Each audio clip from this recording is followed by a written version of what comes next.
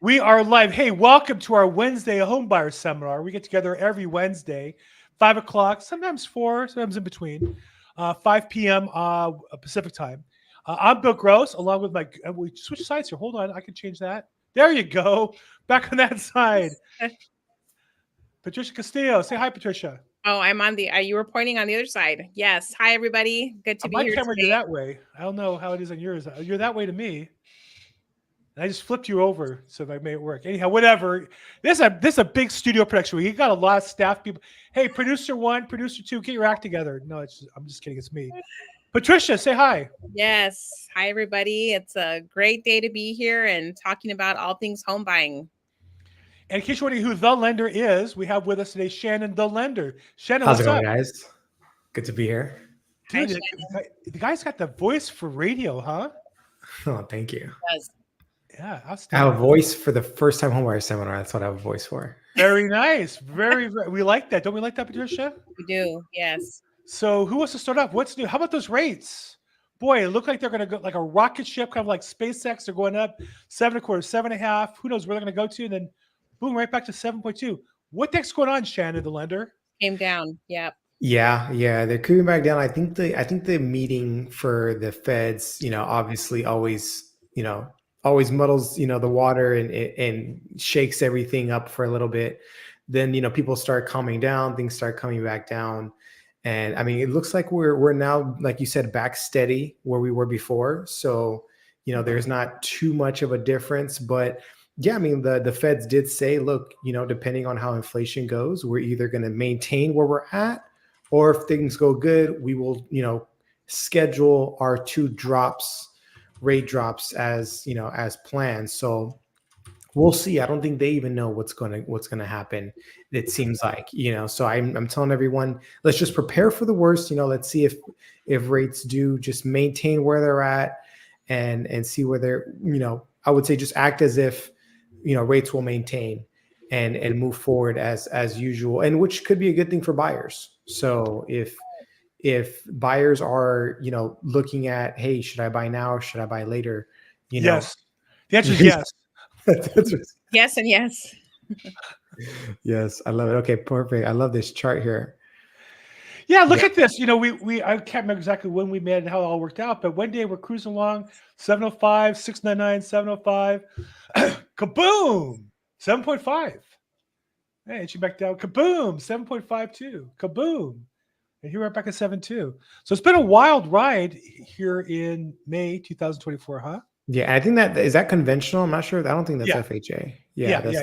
not FHA. Yeah, That's the pretty FHA, much. just so FYI, guys, FHA is on the sevens right now. So, Yeah, yeah. That's a good point to just make because buyers will see rates and think that they're all the same. But the rates for exactly. financing depends on the loan product you're getting and of course your credit and everything, your down payment. But FHA is typically going to be about a percentage lower than conventional financing. That's exactly right. FHA is always going to be the lowest, compared to conventional.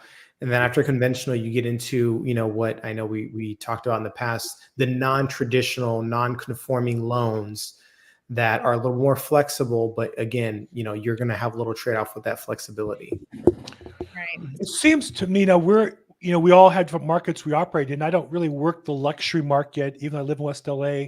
Most of my business is $1 million houses and below, $500,000 to $1 million.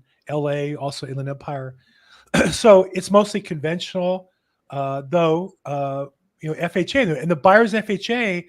I see more and more offers FHA where they're trying to get sellers to say, "Hey, things may have slowed down a little bit, but I'm still here, and I can offer a little bit more, though the property's different and the paperwork's a little different." So to talk a little bit, Shannon, about the difference of a buyer who qualifies FHA, who may or may not qualify uh, financially, but was the FHA limit the seller to accepting, and how do we open that door a little bit for the buyer? Got it. So if I'm understanding you right, the question is, what's the difference between someone that's approved FHA versus conventional, and how does that look differently when it comes to, presenting to a seller? So that's a good question. I think the main overall point, if you're looking to buy and, you're getting qualified FHA, the pros, I will give you the pros and the cons. If you're a buyer looking to qualify for FHA, the pro is you're going to get it, like Patricia said, you're going to get a lower rate, right? You can qualify for more because your debt to income ratio when it comes to FHA is a lot more forgiving than conventional, right? So for the same amount of money that you're making, FHA allows your what's called debt to income ratio, meaning that all your bills on your credit report, you know what I mean? Your gas, all that stuff, they don't look at. They look at whatever's on your credit report plus whatever your new mortgage payment is cannot be more than, I would say, 56% of whatever your overall income is, as opposed to conventional can be typically around 45%. So that gap in almost, 10% gap is means a lot when it comes to how much can you qualify for. And the rate goes down as well. On an FHA loan, your rate's lower than the traditional 7%. So that's a pro. But obviously a con is when you're approaching a seller, you're not as attractive as someone going conventional or going, all cash or 20% down. You're pretty much the bottom of the totem pole when it comes to attractiveness. Let's just call it what it is. But this is a time where your agent and your lender are very, very important, because I think, and correct me if I'm wrong, Bill and Patricia, because you guys are selling agents, but they will look past a lot of things if you have every other factor going for you, meaning that your team is communicative, your team is advocating for you, they're presenting things in a very organized and timely fashion. And also too, are you strong on your credit report? Do you have funds? Do you have all your ducks in a row? So going FHA is not a death sentence by any means of the imagination. However, it just means you're going to have to put your best foot forward and do a little bit of work, but it is possible. I'm seeing FHA loans get approved, left and right. So it's not that it's impossible. It's just, you got to just put your best foot forward when you're going the first time home buyer route. And for those even more who are getting the down payment assistance program that we talked about last week, one thing you have to think about is what is the seller going to think? The less skin in the game that you have, the more they're going to scrutinize that loan, and you as a buyer. So you have to make sure that all your other ducks in a row. You can't really have no money in the bank, bad FICO score, going down payment assistance program with an agent that's just, or their team, lender, whatever the case, that just, is flying by the wayside and just putting your things together, Right. Lillygagging. So it's having a right team if you're going to go FHA, especially down payment assistance. And that doesn't mean that you shouldn't have a great credit score, not that you can't have one, but have a great FICO score, have a little bit of money in the bank, to show that, hey, I'm financially responsible. I can take on this loan and I have what it takes. So there's a lot of benefits with FHA, but when it comes to competing in the marketplace, make sure that you put your best foot forward. That's so true. Especially right now, it is becoming more competitive as years progressing into spring, and then we're going to get closer to summer. I just made an offer on a property in Altadena, which homes there are, base price is like $1 million. And this is a fixer, and there's 12 offers. So just to, give people like an idea of multiple offers coming back. So it is important, as Shannon mentioned, to have everything lined up for an FHA offer, and not to mention also knowing if you are looking at a property that does need some repairs, what do those repairs look like? That would be a really good opportunity to, when you go to the open house or you're looking at a property, take some pictures and send them to the lender, send them to us, to Shannon, and we can tell you this property is going to have an appraisal condition, because once the appraiser goes out to look at the property and do their evaluation, they're going to call out certain things that an FHA lender will scrutinize, like tripping paint. Sure that the property that you are interested in and that you like to live in is actually going to meet the requirements for an FHA purchase. So that's something else that's important, as a property condition as well, in addition to everything else that Shannon just said. I literally just had that experience last week. I have a listing that we had a large down payment conventional buyer accepted on, Mhm. and they did an inspection, and they actually did a termite inspection. No, I'm sorry, home inspection, and but a contractor, not a formal plan, and they just decided they didn't want to go through with it. Now I think it's because they bought another property, because you don't just back out after inspection. You might normally ask for some sort of concession. Right. And so when you go back to the previous buyers, we got another offer in. It was FHA, and I was very hesitant. I called the agent, but the agent was on her game, and she said, "Well, is there anything you're concerned with at that property that you think it won't go FHA?" And I said, "No. When I was at the house, there was all kinds of junk in. I couldn't even see the house Mhm. inside." I said, "I'm just concerned in general." And she said, she'd walked the property. She said, "I looked pretty closely. I didn't see anything that to me jumped off the page." Her lender's very experienced. She had her lender call me up. They were going to rush out the appraiser right away, so we don't want to spend too much time on the negotiation. Like, she gave me all the things she could do to make it as easy as possible for me to say, "Yes, we'll give you a try." And she and like, to Shannon's script almost exactly. We're a team. We're going to work together. We're communicative. We're going to give it a bet. We understand, in my case, it's a probate. They don't have any money, so the seller can't pay for any of this stuff. So we'll have to figure out if there's anything called out, to work on it. And meanwhile, we got a nice offering at a little higher price than the other one. So again, we'll see how that one works out, and I'll bring back that story, hopefully in a couple of weeks, that we're clear, not it fell out of escrow. But I think you're right on, Shannon, that it's about communication. And I think to the buyers out there, it's to find the right lender and realtor team to advocate for you. And for the realtor, it's to find the right lender who's willing to make those phone calls to the listing agent. Still shocks me, as a normal course of business on every offer, that loan officers don't call me to try to get the offer accepted. I just don't understand. Just leaving a message.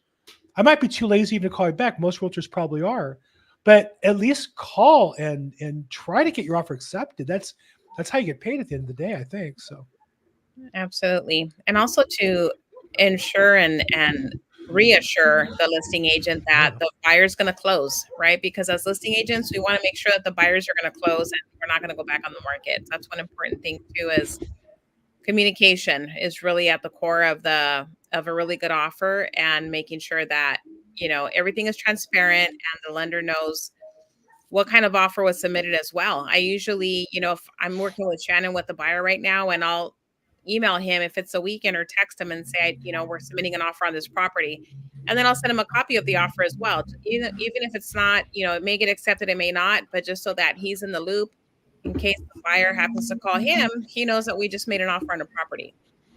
I think it's so important. I think it's so important, and make a phone call, or at least a text the listing agent if they want to reach out to you. Why would you not? That's how you get paid, Shannon, right? Yeah, and you'd be surprised. I actually had someone, not going to, but someone that I work with got into escrow on a property, and I had no idea. I didn't get an email. I didn't get anything. The only way I knew was the buyer calls me 2 weeks in escrow and saying, "Hey, is there anything I have to do? We just opened escrow." We opened escrow on the property 2 weeks ago, just did inspection. I'm like, you guys are in escrow? What's going on? And so, I was like, I got no emails, nothing. So it's a very simple tip, but I would let you hear, agents, please let your lenders know when you put in offers, when you get an escrow, please do that. Because that's something that Act Patricia does very well, and I have a very few agents that actually do that, which they update me every time that there's an offer being sent. They CC me, which I appreciate, and I always open people to do. But some people work differently. I don't know. Maybe they're more secretive about. I have no idea. I don't know. But you're not as good as Patricia's. Yeah, that's exactly right. That's exactly right. So I think a lot of people, were able to get by the last few years when business was easier. And the word of the day I want to talk about today that we shall embrace is hard. I was just, before this podcast, I was out my front door, and my next door neighbor's son came home from school. He's in med school. I said, how was it today? He goes, "It was really hard." I said, "Great. It should be hard. If you want to transform from not being a doctor to being a doctor, it should be a hard process." And I think the same is true for buyers. It should be hard. It is going to be hard. I hate to tell you, I don't know if I'm letting out a secret here. It's hard to buy a house. It's a lot of money, a lot of paperwork, a lot of time, a lot of phone call. It's hard. Mhm. It's hard to be successful as a real estate agent. It's hard work every day. It's hard being a loan officer, I'm sure. It is if you're going to be any good. It's easy if you want to be bad. But hard means we're paying the price we need to pay to have the success that we want.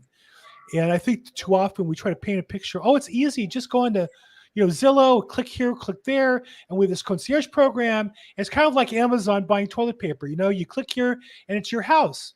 No, that's not how it is. It's nothing like that at all. It's never going to be like that because the process is meant to be hard to accomplish something that's of great value. You increase your income, you increase your wealth by buying a property. It's going to be hard work. It's going to be competitive.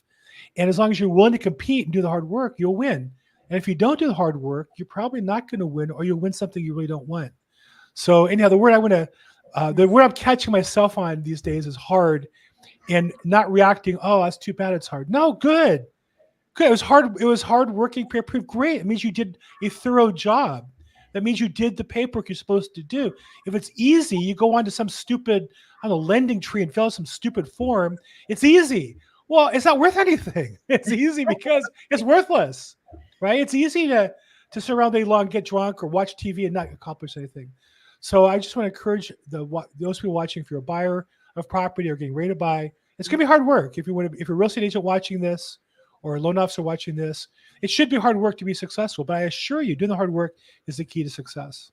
Yeah. And I think you guys mentioned, and you're right, you're starting to see, even now with the rates being as high as they are, multiple offers.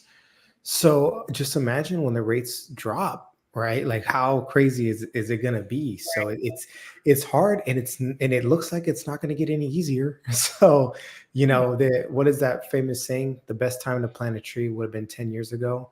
Second best time is today. So Right. definitely for anyone out there looking to buy and waiting for things to get quote unquote better, maybe the rates are going to go down, but that's probably the only thing that's going to go down. Competition is going to go up, price is going to go up. Things like Bill says, things are challenging, and they're only going to, get even more challenging. So like you said, buckle up, get yourself prepared now. Even if I have very well-educated clients call me months before they're planning to buy, even a year or two, and like, hey, can we get the planning process started now? And like Bill said, buying a house is not just an easy thing to do, so you got to get prepared, you got to have the right team, and you got to start getting these balls rolling. So it surprised me, Bill, that there's right now, like Patricia says, people are getting multiple offers right now. This is supposed to be the buyer's, quote unquote, a buyer's market. And if this is what a buyer's market looks like, I can't wait till when it's a seller's. No, my listings all have multiple offers on them still. Oh, wow. Yeah, still. Wow. What was the time when it didn't? Like, was it last year or last quarter? Or did it just never? No, it is not as intense a seller's market as it was a year ago, 2 years ago, 3 years ago. But it has been a seller's market in the greater Southern California area in general. Now, that's not true of every neighborhood and area. But I would say in general, it's been a solid 6-7 year run. Now, it was way more intense. When COVID first hit, it was silent. And then like 2 weeks into it, boom, it was crazy. And it has been a seller's market from that moment. That's 2020. It's been a seller's market at some level, in my opinion, since then, not as intense now as then, but still a seller's market.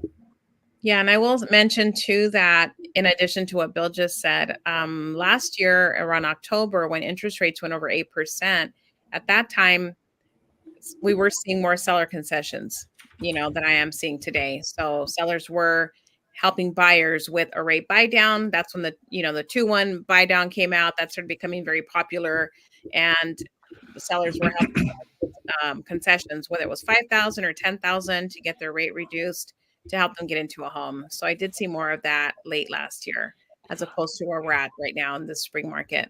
I do think what that reflects, I think, Patricia, was at that time, buyers were in escrow, and those buyers experienced a run-up of rates from like 7.25% to 8%. And to keep those particular buyers in escrow, it was easier for sellers to just make a concession, close the deal, than was to start over again. But I Yeah. believe buyers from that time period who didn't get the house, I see a lot of them who waited. I mean, I had that discussion with one of my agents today. Wait a year thinking, oh, I'm not going to buy now, rates too high. And they thought prices were going to come down. And here it is a year later, and prices only went up 3% or only went up 5%, but they went up. And so it's been a continuous, I think, seller's market. There was that adjustment when the rates jumped quickly where those individuals were caught by surprise. But when those buyers were flushed out, there was a whole group right behind them who came back in. Even Right. I remember when rates were 8%, we still had offers coming in from new buyers. They didn't know rates were at 7. They wanted to buy a house. They got a new job. They got a new raise, and they just wanted to buy a house. And rates are 8. Great, whatever. I'm buying a house. Well, and also having more borrowers on the loan is what I've seen as well. Instead of having 1 or 2, I've seen 2 to 3 borrowers. So maybe the parents and their adult children getting on the same application to strengthen the application, making it stronger. That's one question that I received recently was, can I add somebody to the loan? So the answer is yes. You can have multiple people, multiple applicants on the loan with you, and that'll strengthen your application and also give you that higher income that you might need. Yeah, and actually I'm seeing that a lot. I think with the exception of maybe mobile home loans that I do here and there, I would say 85% of single family purchases that I see are with a co-borrower, someone else. That's 85% of my applicants. Everyone has come in with someone else. If it, like you said, if it's a mom, it's a dad, it's a partner, it's a friend, someone is helping out, which is totally normal. Cause I do see a lot of buyers that are very prideful and like, oh, I want to do this by myself, forget about that. I don't want to ask anyone. And I tell them, you know what? I'm not telling you you need to. All I'm saying is it's totally normal. And a lot of people are helping each other out, not for nothing. This is buying a house, buying an asset. So there's no shame in asking someone, hey, would you be able to come on if it's a close family member or friend, even if they can live with you, because eventually maybe you guys can both help each other out and, buy the second house. But, when it comes to co-signing, another thing too is if you can prove for the next 12 months that you're making those payments, if they're looking to buy a house, they can get that payment removed. So it's not, you know what I mean? Like I have to stay on there for the life of the loan. That's not what co-signing means. I always say, if you're not looking to buy in the next 12 months, why not help someone else or join them, buy together? And that way you guys could, have a starting point and then grow your wealth from there. I've seen families do that all the time. Right. So it's, if you're looking, and watching this video and asking yourself, man, should I not ask someone to co-sign for me? I'm just here to tell you it's completely normal. And it's better than what I see when people help buy for, co-sign on cars and stuff. Yeah. Because I've seen that plenty of times where someone, I'm looking, I'm like, why do you have 3 car payments on your credit card? Like, oh, well, I was helping so-and-so, buy a car, helping them buy a car. And that's appreciated. So, if you can't afford to pay cash for a car, don't buy it. I'm just saying. If you can't afford to pay cash, then you really can't afford the car. You're just living beyond your means. But on a house, I think it's different. It's funny, to your point, my wife and I moved in this neighborhood 25 years ago. At the time, we had a house in Diamond Bar that we sold for about $400,000, and houses here were like $800,000. Yeah, I know. And there are people whose family members gave the money for down payment to buy their first house in this area. And then that house became worth a fortune and they owned it free and clear after a number of years. We really struggled financially. I didn't have a family member to give me that kind of money. And she said, I should have asked my mom. My mom would have given us the down payment and probably co-signed for us when we first moved here. We wouldn't have taken as long to get started. And it's like, well, now you tell us. But I think you're right that in retrospect, maybe in the moment it's hard to ask, but in retrospect, what do you live your life for? You live your life to help your kids. And so, because we're now in that discussion with our kids, how do we want to help them out financially? And that's, so, my daughter hasn't asked us yet, so we haven't done anything, but I think to your point, have that discussion at least. So they can say no. But there's maybe a way you can work together and help somebody. That's a good point. So Absolutely. Exactly. And it And helps strengthen the credit profile for the person that is being the co-borrower. It's like a win-win because they're also going to have their credit increase, their FICO. It's going to show that strength in them helping to co-sign as well. yeah, no, it 100%. It definitely will help you out in terms of your credit if you have a mortgage on there, and that'll be a really good thing. So yeah, from as long as they pay on time. exactly, yes, Yes, yes. timely payments. Yeah. So always, that's another thing too. If you're looking to co-sign for someone, obviously vet that person, making sure that they are responsible. And if you have to have a conversation with the lender as well to really find out that information, then do so. I've had that meeting many a times where I'm meeting with the co-signer, and they're doing their due diligence. They're asking questions about me, about the borrower. Hey, how are they? How's their credit look? Is it just that they need the income, or just they need this or that? And I have to be transparent with them because they're, at the end of the day, they're my client as well. So I would say, yeah, looking at the person who's co-signing, what do you want to look for when you're trying to co-sign for someone? The character of the person, obviously, are they making their payments on time? How's their credit look like? That's, at least if I was looking to co-sign for someone, I would look at those things, and why do they need me, right? Is it something that's just completely normal in the grand scheme of things? So when you're looking at co-signing for someone, definitely have a meeting, sit down with the lender, sit down with the borrower, and ask all the questions that you need to make sure that you're feeling comfortable with this decision.